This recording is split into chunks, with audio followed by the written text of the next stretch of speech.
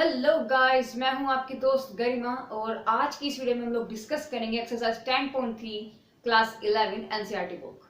तो एक्सरसाइज जो 10.3 है उसकी प्रॉब्लम्स को हम यहाँ पर डिस्कस करने वाले हैं। तो चलिए गाइस स्टार्ट करते हैं आज की इस वीडियो को एक्सरसाइज 10.3 के क्वेश्चन नंबर 1 से। जो क्वेश्चन नंबर 1 और 2 और 3 हैं, इन तीनों क्वेश्चंस में आपके तीन पार्ट्स दिए हुए हैं और सिर्फ आपको चेंज इनटू द फॉर्म करना है। तो क्वेश्चन नंबर 1 आपसे ये कहता है कि change into the slope intersect form. ठीक है, स्लोप इंटरसेक्ट फॉर्म।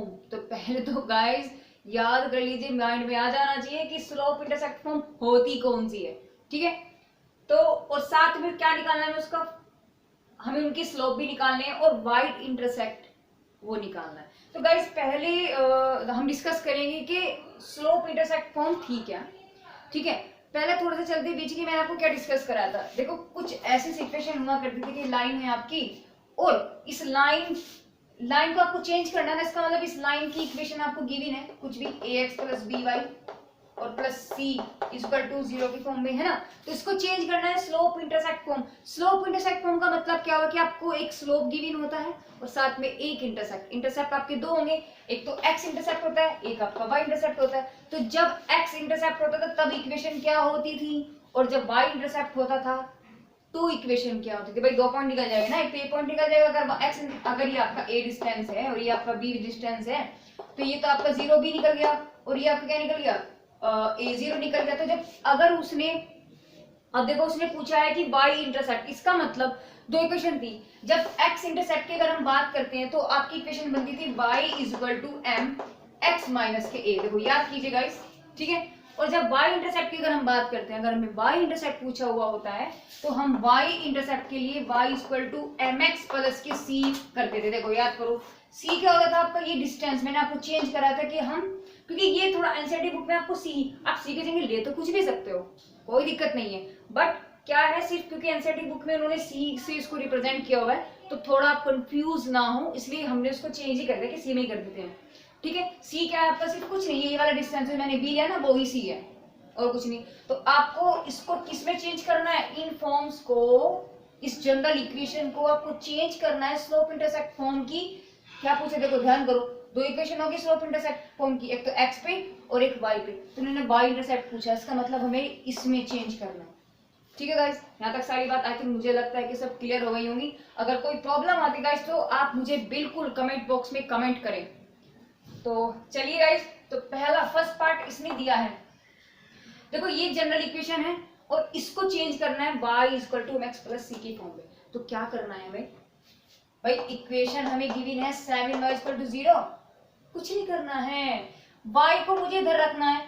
देखो ना, इधर सिर्फ y है, बाकी सब उधर है, बाकी सब उधर है। तो क्या करेंगे, 7y इधर, इधर बाकी 0 तो कोई दिक्कत ही नहीं है, 0 तो 0 रहेगा, इसको जाके उधर ले जाते हैं तो माइनस x हो जाता है। अब ठीक है, अब क्या है, x के साथ m है और दूसरी बात y जो है आपका वो अकेला है, उसके साथ उसका कोफिशिएंट सिर्फ ओनली ऑन 1 है, कुछ नहीं है। तो इसका मतलब ये जो एक्स्ट्रा है यहाँ पर मैं क्या करूँ, डिवाइड कर दूं ना इसको, किससे, 0 से, सॉरी 7 से गाइस।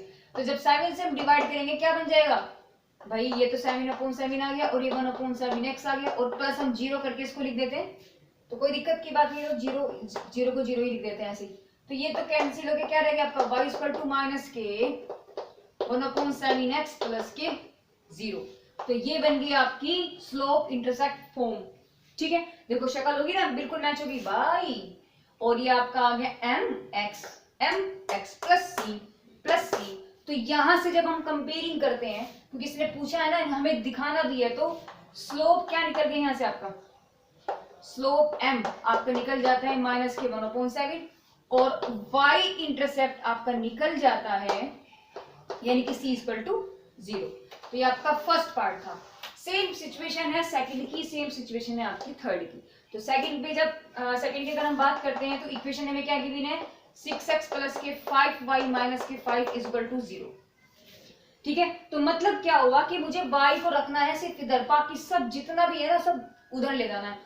तो 5y इज इक्वल टू, पहले x को लिखेंगे तो माइनस के 6x, जब ये जाएगा उधर तो ये प्लस के 5 हो गया। ठीक है, अब इसका कोफिशिएंट आपका 1 होना चाहिए, इसका मतलब जो यहाँ टर्म्स होता है उसी से इसको डिवाइड कर दो तो अपॉन 5 आ गया अपॉन 5 आ गया, अपॉन 5 आ गया। It means we have y is equal to minus के 6 अपॉन 5। इसको एक बॉक्स में अलग से बंद कर देते हैं जिससे रिप्रेजेंटिंग में कोई दिक्कत ना हो।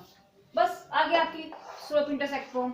जब हम ऐसे कंपेयरिंग करेंगे इस इक्वेशन को लेकर के, तो इसका आपका स्लोप कितना निकल जाएगा, माइनस के 6 अपॉन 5, और c यानी कि y इंटरसेप्ट आपका क्या होगा, 1। और ये सब चीजें इसने पूछी है। अब थर्ड पार्ट पे आ जाते हैं। थर्ड पार्ट में से देखो इक्वेशन क्या दिया है, सिर्फ और सिर्फ हमें y इज इक्वल टू 0 दिया है, कुछ भी नहीं दिया, तो इसमें तो कुछ बच ही नहीं रहा है। देखो क्या करना है, इसको इस फॉर्म में लिखने के लिए कुछ गिवन ही नहीं है, तो उसके साथ कुछ भी कर लो, कोई फर्क ही नहीं पड़ेगा। तो y इक्वल टू में से लिख सकते हैं 0x प्लस के 0, तब भी तो 0 ही है भाई, तब भी तो 0 ही है ये, बस थोड़ा सा अलग करके लिख दिया बस मैंने। अगर इसको सोल्व करेंगे बस 0 ये भी 0, 0 0 में 0 0 0, तो कोई फर्क नहीं हुआ। तो बस मैंने इसको चेंज किया है क्योंकि शक्ल इससे मैच कराने की, बाकी और कुछ भी नहीं है। अब हमें क्या निकालना है, स्लोप भी निकालना है और c भी निकालना है, y इंटरसेप्ट निकालना है। तो स्लोप क्या निकल गया, इसका 0 निकल गया, ये भी क्या निकल गया आपका 0।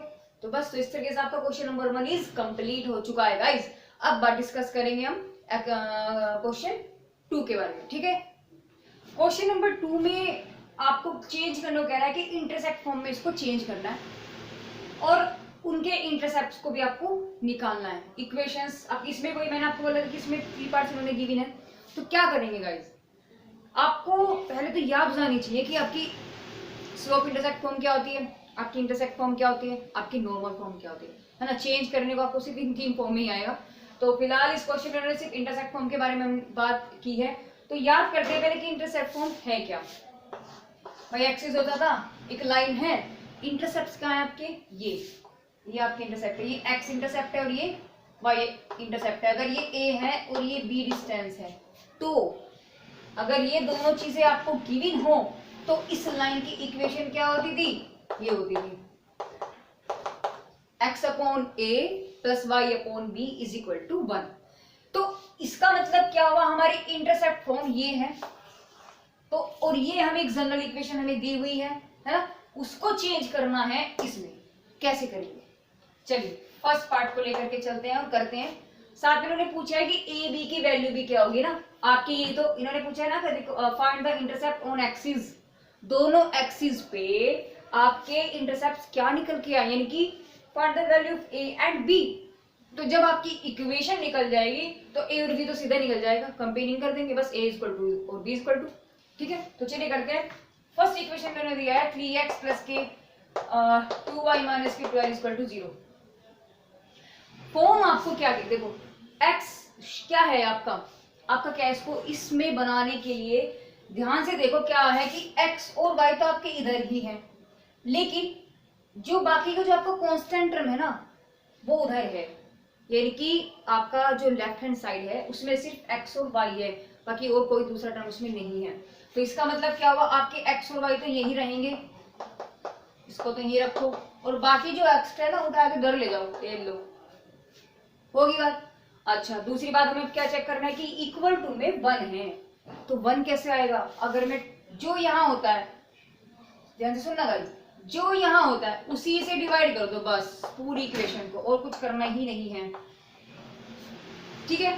तो इसको जब इससे काटेंगे 4 आ गया, इसको इससे काटेंगे 6 हो गया, इससे पूरा काटेंगे 1 आ गया, तो क्या निकलेगा आपका x upon 4 plus y upon 6 is equal to 1। ये हो गया आपकी क्या, ये आपकी होगी इंटरसेप्ट फॉर्म, ठीक है। अब इन्होंने पूछा है कि भाई आपके इंटरसेप्ट भी क्या होंगे, तो अगर मैं बोलूं कि x इंटरसेप्ट क्या होगा आपका, x इंटरसेप्ट यानी कि a इक्वल टू हो जाएगा 4, कंपेयरिंग कर देंगे, और y यानी कि b लिख लेते हैं पहले लोग, y इंटरसेप्ट क्या होगा आपका, यानी कि b इक्वल टू आ गया आपका 6, बस। और ये इसने पूछा था, तो बाकी की जो और दोनों पार्ट है उसमें भी कुछ ऐसे ही करेंगे। तो सेकंड को करते हैं। सेकंड में क्या है इक्वेशन, 4x माइनस के 3y इज इक्वल टू 6, इसमें तो ऑलरेडी इक्वल में इन्होंने दे दिया, तो हमें एक काम घट गया हमारा ना, नहीं तो हम उसको भी इधर लेकर के जाते। तो चलिए क्या बोला मैंने, देखो ये फॉर्म में काफी हद तक है, बस क्या चेंज है कि यहाँ इक्वल टू में जो हमारा होता है RHS साइड जो होता है हमारा, उसमें वो 1 है। तो 1 बनाने के लिए इसमें हम क्या करेंगे, ये हम 6 से डिवाइड कर दो बस, क्या निकल गया आपका, ये निकल गया 3/2, ओ सॉरी 2/3 x माइनस के 1/2y और इज इक्वल टू 1। आपकी फॉर्म तो बन रही है, बट एक तो आपका बीच में प्लस है ना, तो यहाँ हमारा माइनस है। और दूसरी बात, इसके ऊपर कुछ नहीं है, जो कुछ है बस वो नीचे ही है। तो इसका मतलब क्या हुआ, इस वाली ऊपर वाली डिजिट को मैं नीचे ले जाती हूँ। कैसे, इनकी x अपॉन थी तो नीचे था ही, तो ये जो है आपका नीचे चला जाएगा ऐसे, है ना। तो आगे ना देखो x अपॉन a बन गया, अभी आपका क्या बन गया, a बन गया, प्लस y अपॉन इस माइनस को 2 के साथ लिख दो ऐसे, और इज इक्वल टू, देखो बन गई ना form, x upon a y upon b is equal to 1। तो यहाँ से a और b क्या निकल गया, ये आपका a आ गया और ये आपका b आ गया। ठीक है गाइस। अच्छा चलो थर्ड पार्ट करते हैं हम। थर्ड पार्ट इन्होंने दिया है, थर्ड पार्ट लिख लेते हैं 3y प्लस के 2 इज इक्वल टू 0। देखो यहाँ पार्ट थर्ड की अगर हम बात करें तो इसमें आपको x गिवन नहीं है, तो कोई बात नहीं है, कोई दिक्कत की बात नहीं है। हमें क्या करना है, अगर हमें x गिवन नहीं है, y तो गिवन है, तो पहले y इक्वल टू निकाल लेते हैं सिंपल, यानी कि 3y इक्वल टू, पहले तो हमें बस टर्म वही लेकर के चलनी है कि क्या कांस्टेंट टर्म होगा उसको उधर लेकर के जाएंगे। तो फिर यहाँ से y इक्वल टू आपका क्या निकल गया, 2/3। देखो यही आपका इंटरसेप्ट होगा y, क्योंकि इसका मतलब है थोड़ा सा हटके है क्वेश्चन, है ना, ये ऐसे ही लिखा जा सकता है। इसका मतलब y इक्वल टू -2, देखो मैंने निकल के आया, x तो है ही नहीं, x तो आपका है ही नहीं, इसका मतलब क्या है, आपको जो इंटरसेक्ट करना बस यही है, ये देखो ये वाला, ये क्योंकि x पे तो है ही नहीं आपको कुछ भी, वो तो लाइन भाई ऐसे होती है ना, ऐसे वो ऐसे ही जगह, बस वो ऐसे है यूं, इस पे सीधा ही यूं है, ऐसी जगह ऐसे है, समझ रहे हो ना गाइस। अगर ऐसे होता तो देखो ये आपका डिस्टेंस लेता है x पे, तो जब डिस्टेंस लेता यहाँ पर, यहाँ अगर वो डिस्टेंस लेता तो निकलता। अब वो ये खत्म है मामला, बिल्कुल x ही खत्म है ना, यानी कि क्या होगा, यानी कि ये लाइन तो सीधी है ऐसे, बस है ही नहीं है, तो बस आपकी सीधी है, समझ रहे हो। इसका मतलब क्या हुआ, आपकी जो लाइन है कुछ ऐसे है, यानी कि x एक्सिस के साथ वो कोई इंटरसेक्ट कर ही नहीं रही है। तो आपकी लाइन y इक्वल टू, ये क्या पॉइंट है आपका, करिए माइनस के, अगर ये आपका माइनस के 2.3 का मतलब आपका पॉइंट यहाँ आएगा, माइनस आ रहा है, तो ये लाइन आपकी कहाँ बनेगी, यहाँ आएगी। सपोज करिए माइनस है ना, तो ये आपका क्या होगा, माइनस के 2/3 पॉइंट निकल जाएगा आपका एक्सिस, यानी कि x एक्सिस के तो पैरेलल है ना, तो मतलब x को काट नहीं रहा है, इसका मतलब ये हुआ। तो यानी कि क्या लिखेंगे इसका, तो y इंटरसेप्ट है कितना, माइनस के 2/3, एंड लिखेंगे no intercept with x axis, बस ये इसका आंसर होगा। Okay guys,